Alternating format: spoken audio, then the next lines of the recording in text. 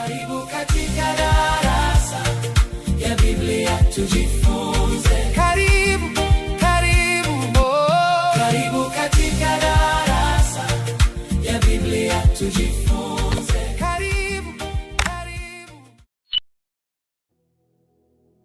Bwana Yesu asifiwe, mtumishi wa Mungu. Na wasalimu tena katika jina la Bwana wetu Yesu Kristo.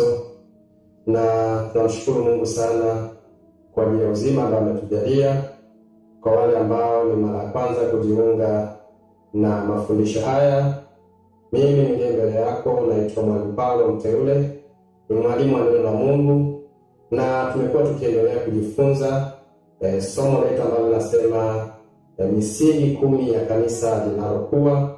Na sasa tumezungumzia habari za msingi wa kwanza ambao ulikuwa ni msingi wa maono, kwamba kanisa linalokuwa lazima liwe na maono. Na leo tena ni siku nyingine ambayo Mungu ametujalia neema ya kupata kukutana tena katika kipindi hiki cha darasa la Biblia. Tunaendelea tena na somo letu, na sasa leo ni siku yetu ya kwanza tunapoenda kuanza kipengele cha pili ambacho kinasema mafundisho ya neno la Mungu kama msingi wa kanisa linalokuwa.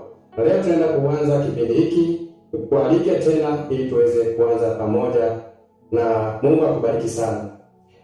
Leo tunaenda kuanza kama utangulizi kwa somo letu, na basi tuanze kwa kujifunza neno la Mungu.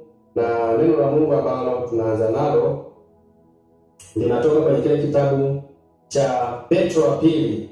Petro wa pili ile sura ya kwanza ule mstari wa 21. Maandiko matakatifu yanasema, maana unabii haukuletwa popote kwa mapenzi ya mwanadamu, bali wanadamu walinena yaliyotoka kwa Mungu wakiongozwa na Roho Mtakatifu. Kwa hiyo leo tunaenda kujifunza habari za neno la Mungu. Neno la Mungu ni nini? Nimeandika neno la Mungu ni ujumbe wa Mungu uliofunuliwa kwa wanadamu. Neno la Mungu ni ujumbe wa Mungu uliofunuliwa kwa wanadamu. Kwa hiyo tunaenda kuona maana tatu za neno la Mungu. Maana ya kwanza tunaona kwamba ni ujumbe wa Mungu uliofunuliwa kwa wanadamu. Neno la Mungu ni ujumbe wa Mungu uliofunuliwa kwa wanadamu, ukiwa umeandikwa katika Biblia na pia ukidhihirishwa kikamilifu katika Yesu Kristo. Bwana Yesu asifiwe sana. Kwa hiyo neno la Mungu pia ni Yesu. Tutaona kwa namna gani ni sauti ya Mungu inayofundisha, kuonya, kurekebisha, kuongoza na kuleta uzima wa kiroho kwa nguvu za Roho Mtakatifu. Kwa hiyo neno la Mungu pia ni roho. Bwana Yesu asifiwe sana, mtumishi wa Mungu. Kwa hiyo nikaribishe, leo tutaanza na utangulizi kwamba neno la Mungu lina maana nyingi, lakini neno la Mungu lina maana hizi tatu ambazo leo tunaenda kuzitazama kama sehemu yetu ya utangulizi kwa somo letu ambalo linasema misingi 10 ya kanisa linalokuwa. Na sasa tuko msingi ule wa pili ambao unasema mafundisho ya neno la Mungu. Mafundisho ya neno la Mungu. Kwa neno la Mungu ni nini? Neno la Mungu ni ufunuo wa Mungu kwa wanadamu. Vile Mungu alivyo, vile Mungu anavyotaka. Mapenzi ya Mungu kwa wanadamu ni nini? Tunayapata kwa kupitia neno la Mungu. Kwa kifupi, neno la Mungu ni katiba ya ufalme wa Mungu. Ni mwongozo wa ufalme wa Mungu. Kwa neno la Mungu pia tunajifunza kwamba neno la Mungu ni Yesu mwenyewe. Neno la Mungu ni Roho Mtakatifu. Haya tutayaona kwa ushahidi wa maandiko matakatifu. Basi tuendelee na neno letu ambalo linasema unabii haukuletwa popote kwa mapenzi ya wanadamu, bali wanadamu walinena yaliyotoka kwa Mungu wakiongozwa na Roho Mtakatifu. Kwa hiyo tunaona kwamba neno la Mungu si mawazo ya kibinadamu, si mawazo ya watu walikaa wakaandika. Hapana, neno la Mungu ni ufunuo wa kutoka kwa Mungu mwenyewe. Ni Mungu mwenyewe alisema na wanadamu kupitia watu. Kwa hiyo watu walitumika kama speaker, watu walitumika tu kama vyombo, lakini Mungu mwenyewe alikuwa akisema kupitia watu. Hebu tuangalie ile Samueli wa pili, ile sura ya 23 ule mstari wa pili. Maandiko matakatifu yanasema hivi: Roho wa Bwana alinena ndani yangu. Nani alinena ndani yangu? Roho wa Bwana alinena ndani yangu. Huyu ni Daudi anasema, Roho wa Bwana alinena ndani yangu, neno lake ikawa ulimini mwangu. Kwa hiyo maneno ya Mungu yaliingia ndani ya mtumishi wa Mungu Daudi, katika ulimi wake ama kupitia kinywa chake akanena maneno yaliyotoka kwa Mungu. Kwa hiyo neno la Mungu halikuletwa duniani kwa mapenzi ya mwanadamu, wala hayakuwa mawazo ya mwanadamu, bali wanadamu walinena yaliyotoka kwa Mungu akiongozwa na Roho Mtakatifu. Ushahidi tunaupata kupitia kwa mtumishi wa Mungu Daudi mwenyewe. Anatuambia kwenye kile kitabu cha Samueli wa pili ile sura 23 huo mstari wa 2, anasema Roho wa Bwana alinena ndani yangu, na neno lake ikawa ulimini mwangu. Lakini pia Nehemia anathibitisha hili kupitia ile Nehemia 9 mstari ule wa 30. Maandiko matakatifu yanasema hivi: lakini miaka mingi ukachukuliana nao. Huyu Nehemia anazungumza habari za Mungu, jinsi alivyokuwa akichukuliana na taifa lake la Israeli. Anasema lakini kwa miaka mingi ukachukuliana nao, nawe ukawashuhudia kwa roho yako. Roho Mtakatifu alisema na taifa la Israeli kwa njia ya Roho Mtakatifu. Anasema nawe ukawashuhudia kwa roho yako, kwa vinywa vya manabii wako ukasema. Kwa hiyo Mungu alisema na taifa lake, na Mungu anasema hata leo na sisi kupitia watumishi wake, kupitia walimu, kupitia makuhani, kupitia watumishi mbalimbali. Lakini anasema na sisi kupitia hao kwa njia nini? Kwa njia ya kuwatumia kama vyombo tu, lakini anayezungumza ni yeye. Anaingia ndani ya watu, anatumia mawazo ya watu, anatumia vinywa vya watu kusema na sisi. Kwa hiyo nasema lakini miaka mingi ukachukuliana nao, nawe ukawashuhudia kwa roho yako, kwa vinywa vya manabii wako, wao wasitake kusikiliza. Kwa hiyo ukawatia katika mikono ya watu wa nchi. Kwa hiyo hao watu kama ilikuwa wanafikiria kwamba ni wanadamu tu wanazungumza, hawakuelewa kama ni Mungu anazungumza nao, basi hiyo ndio ilikuwa shida yao, hiyo ndio ilikuwa makosa yao, kwa sababu Mungu bado anaweza kuzungumza na sisi, na Mungu alizungumza na watumishi wake, alizungumza na taifa lake kwa njia ya Roho Mtakatifu. Kwa hiyo neno la Mungu tunaona kwamba ni ufunuo, ni ufunuo. Haya yote ni ushahidi kwamba neno la Mungu ni ufunuo wa Mungu kwa wanadamu. Mungu anafunua mapenzi yake, Mungu anafunua anavyotaka, Mungu anafunua mipango yake kwa njia ya neno la Mungu. Neno la Mungu ni ufunuo wa mapenzi ya Mungu. Kupitia neno lake Mungu anatuonyesha tabia yake, kwamba Mungu ni wa namna gani, anatuonyesha makusudi yake, anataka nini, Mungu jinsi anavyotaka tuishi. Kupitia neno lake tunapata kumjua, kupitia neno lake anapata kujifunua, kupitia mafundisho ya neno lake tunapata kumwelewa kwamba huyu Mungu ni Mungu wa namna gani. Kwa hiyo neno la Mungu ni ufunuo wa mapenzi ya Mungu kwa wanadamu.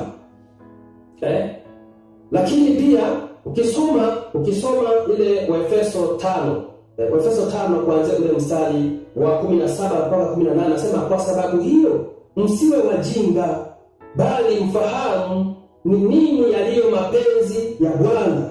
Tena msilewe kwa mvinyo ambamo mna ufisadi, bali mjazwe Roho.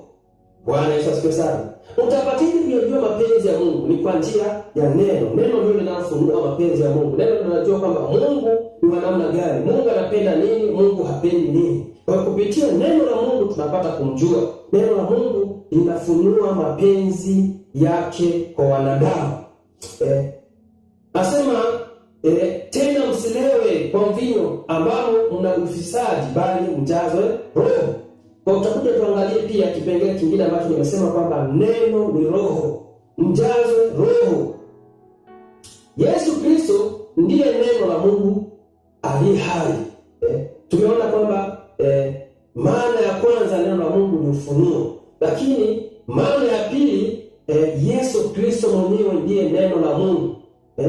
Kwa sababu hiyo anasema, kwa sababu hiyo msiwe wajinga, bali mfahamu nini yaliyo mapenzi ya Bwana. Hiyo ni Efeso 5:17. Inasema tuyajue mapenzi ya Bwana. Lakini tena msilewe kwa mvinyo ambapo mna ufisadi, bali mjazwe na Roho. Sasa neno ni roho. Neno ni roho. Hebu tuangalie Yohana, Injili ya Yohana ile sura ya 6 mstari ule wa 63. Mstari wa 63. Roho ndiye atiaye uzima, mwili haufai kitu. Maneno haya niliyowaambia ni roho, tena ni uzima. Kumbe maneno ya Mungu ni roho, maneno ya Mungu ni uzima. Yesu anasema mimi ndimi njia na kweli na uzima. Bwana Yesu asifiwe, mtumishi wa Mungu. Bwana Yesu asifiwe. Kwa hiyo neno la Mungu ni Yesu. Neno la Mungu ni roho. Neno la Mungu ni ufunuo wa Mungu kwa wanadamu. Kwa hiyo Mungu mwenyewe ni roho. Biblia inatuambia kwamba Yesu anasema maneno haya ninayowaambia ni roho, tena ni uzima. Lakini Yohana ile 4:24 maandiko matakatifu yanatuambia kwamba Mungu ni roho. Nao mwabudu yeye inawapasa kumwabudu katika roho na kweli. Kwa hiyo Mungu ni roho, na maneno haya ninayowaambia ni roho, tena ni uzima. Kwa hiyo Mungu ni roho, na roho ni Mungu, na Mungu na neno ni roho. Maana nasema maneno haya ninayowaambia ni roho. Bwana Yesu asifiwe sana. Kwa hiyo neno la Mungu ni ufunuo wa Mungu kwa wanadamu, lakini neno la Mungu ni Yesu mwenyewe. Neno la Mungu ni roho. Tutaangalia hayo kwa ushahidi, kwa sababu neno la Mungu linaeleza wazi.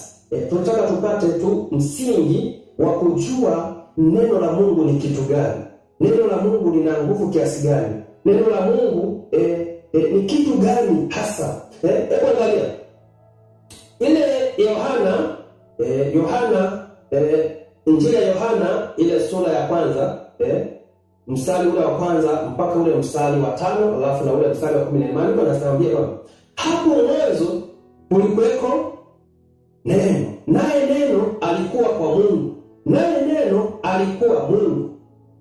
Bwana Yesu asifiwe sana. Hapo mwanzo kulikuwako neno, naye neno alikuwa kwa Mungu, naye neno alikuwa nani? Alikuwa Mungu. Kwa hiyo neno la Mungu ni Mungu, neno la Mungu ni roho. Hebu angalia, na huyo mwanzo alikuwa kwa Mungu, yote vilifanyika kwa huyo, wala pasipo yeye hakikufanyika chochote kilichofanyika. Maandiko matakatifu yanatuambia ndani yake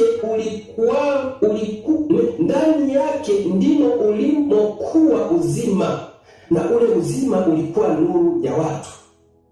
Ndani ya nani? Ndani ya neno. Kumbe ndani ya neno kuna vitu hivi tunataka kuangalia. Ndani ya neno kuna uzima, na ndani ya neno kuna nuru. Sasa hivi vyote tutaviangalia katika somo hili ambalo tunaenda kujifunza kwamba msingi wa mafundisho, neno la Mungu ni silaha kubwa inayoweza kufanya kanisa la Mungu likakua. Mafundisho sahihi yanaweza kufanya kanisa la Mungu likakua, kwa sababu neno la Mungu ni Mungu mwenyewe.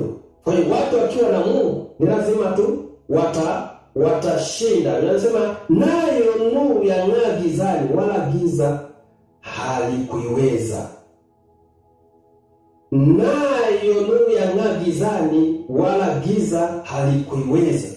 Lakini Biblia inatuambia kwamba ule mstari wa 14, naye neno alifanyika mwili akakaa kwetu, nasi tukaona utukufu wake, utukufu kama wa mwana pekee atokaye kwa Baba, amejaa neema na kweli. Bwana Yesu asifiwe sana. Kwa hiyo haya mambo matatu ndio nataka tuyazungumzie. Na tuyazungumzie kwa sababu yana mwingiliano, na kuna watu wengine huaga wanachanganya.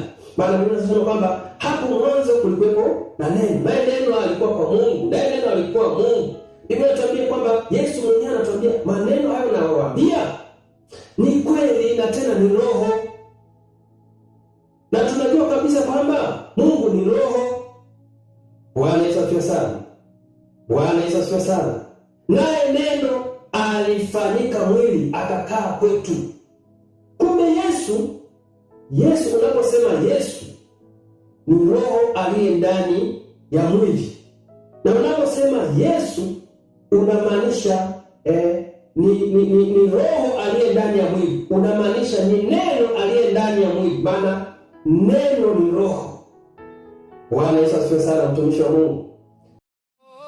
Karibu katika darasa ya Biblia tujifunze. Karibu, karibu, oh. Karibu katika darasa ya Biblia tujifunze.